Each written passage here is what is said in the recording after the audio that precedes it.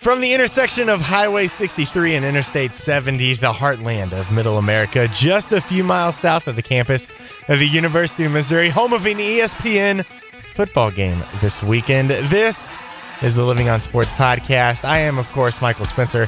With me, as always, Justin McGuire. We've got a great show for you today. Let's forget what we're going to talk about. We'll just jump right into it. We're going to start with the NFL. And Mark Sanchez, the Wonder Boy quarterback for the first 3 weeks, not so hot in week 4. Came back to earth on Sunday against New Orleans. You know, that happens. 3 interceptions and a fumble. What was it?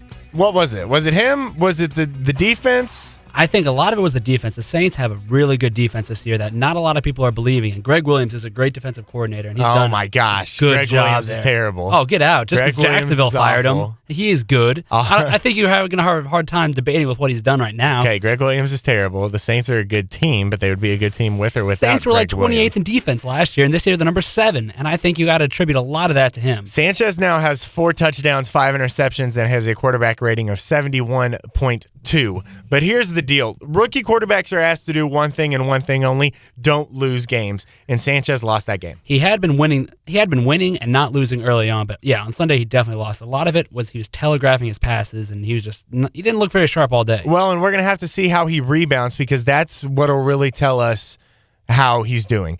The way he rebounds from this game and from this loss will let us know where he is and where he's going to be as a player, at least for the rest of this year, I think. I think he will recover this year and probably win Rookie of the Year. I mean, the Jets are not going to be one of the best teams of football. Like everyone thought. They're not going to be a 12-4, 11-5 team, but they'll be a 9-7, and Sanchez will probably win Rookie of the Year doing that. Now, speaking of not very good teams, the Tennessee Titans are now 0-4. That is a shock to me. They are awful right now, and Absolutely abysmal. I don't know what it is. I mean, It's not Kerry Collins. He's having a fine season. It's the defense right now. The defense that was so intimidating last year just isn't doing it, and it's not so much Hainsworth. It's Jim Schwartz is gone. so what do you have to do? If I'm Jeff Fisher, I'm firing the defensive coordinator, and I'm taking that over myself because he's the one that really built that defense, and I'm going to be more aggressive with it. And I stick with Kerry, though. He's not losing games. So you're going to stick with Kerry? Yeah, I mean, He's not losing games, so he's sure as heck isn't winning them either. but also look at it. Chris Johnson has had one good week this season, and Lendale White hasn't had any. That's what's really killing him. Okay, but you got to, I mean, it all comes back to the quarterback. Wins and losses are on the quarterback, and that's the way it's always been. You can say your defense isn't putting up points or is giving up too many points, but if your offense isn't putting up points, then what good is that? Well, that's true, but I just don't think Vince Young is an upgrade at that point. I don't think he adds much to the offense. I think he takes away from the air attack. Now, And that's just because you're a Vince Young hater, though. I like Vince Young. I rooted for him against USC in the BCS championship. Oh, so 5 years ago you rooted for Vince Young, but I don't think you've rooted for him since. No, probably not, but I don't know. I don't think he's that bad. I just don't think that he's an improvement over Kerry Collins. I don't know. Maybe it's just me. All right, so next up, who do you think is the best team in the NFC right now? New Orleans, Minnesota, New York? The Saints are playing really well. Minnesota's playing really well. The Giants are playing really well. And the Giants have been there before, therefore I'm going to give them the nod. Until I see, it's only been 4 weeks with the old man at quarterback, and the Saints always do this.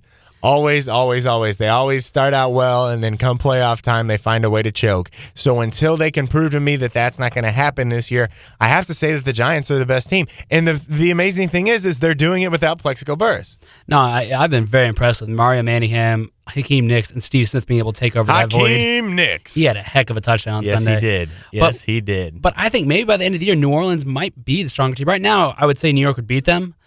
But New Orleans has the stronger resume right now, and I think they're going to continue to roll this year. I mean, so far they did beat Detroit, which is bad. Buffalo was a pretty good challenge, but Philadelphia and the Jets, they handled the two of them. I don't think Philly's as good as everybody makes them out to be. And I mean, not to take anything away from the Saints. I think the Saints are a good team, but until they do something in the end, I'm not going to be sold on them. All right.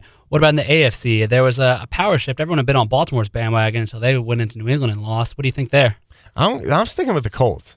Until the Colts do something to prove that they're not the best team in that division, in that conference, why would I not go with them. No, I completely agree. Peyton is having a fantastic season. He's my MVP right now. Absolutely. He's playing out of his mind. And doesn't matter they don't have Marvin Harrison. You would never know. No Marvin Harrison. Anthony Gonzalez went down week 1 without a catch. And they haven't had they haven't had a tough schedule, but they haven't had an easy one. Pierre Garcon. They beat Jacksonville, Miami, Arizona, and Seattle. None of them are really good, but none of them are really pushovers, and they've handled each and every one of those besides Jacksonville week 1. No, and the other thing is, too, the Colts have a leader who's been there. Not to say that the Patriots don't, obviously, but the Colts have a leader who've been there. The Patriots, they just have too many new pieces. They're not gelling right now. No, I think, by the time they play the Colts around week 10, it's going to be a good matchup between the two of them. I think it will be, too. But I think Indianapolis is going to come out on top. They are just looking so good this year. Yeah, and until they do something to prove me wrong, I'm going to stick with the Colts. All right, so last night on Monday Night Football, Brett Favre back in Minnesota for the first time. He had a pretty good game. It surprised me. He did have a good game, but what did you expect? Brett Favre, I don't like him. I think that's been made clearly obvious, but he's a gamer, and you can't argue that. He always shows up to play, and you knew he was going to show up to play against the Packers. Oh, of course. If there was one team he wants to stick it to more than any other team, it's the Packers, and that's exactly what he did last night. Now, go into Lambeau and do it in front of however many fans Lambeau seats that don't want to see you do it. Oh, yeah. But Brett Favre's a gamer. You can't take that away from him. He's always shown up big. He did it against Oakland the day after his father died, and he's going to continue to do it. That's his mantra. That's his MO. You can't take that away from him, hate him or love him. But, why didn't he do that 16 games out of the year? No, I agree. I think he did have a good game, but it's still early on. He doesn't have that arm strength to keep it up all year. No, I don't think he does either. So do you think then that he proved Green Bay wrong for letting him go 2 years ago? No, because it was time for Green Bay to move on. It was time for them to do something different with their franchise, and it began with him. It began with him leaving. And I still think he should have stayed retired, and I still think it's wrong that he jerked around the Packers and the Jets and the Vikings, for goodness sakes. Oh, God. But no, I don't think Green Bay. I think Green Bay made the right decision a long time ago when they decided to move on because they were tired of getting jerked around. No, and Aaron Rodgers did really well for him last year. They lost because their defense, not their offense. And this year, he has 200 more passing yards, only 2 less touchdowns, and he's got a quarterback rating of 101. That's a good quarterback. You can't ask for much more right now. No, the Packers are going to be fine. They're not missing Brett Favre. All right, so we got coming up next segment, we got some NCAA football. We're going to be talking about Oklahoma, LeGarrette Blount being reinstated, and Auburn.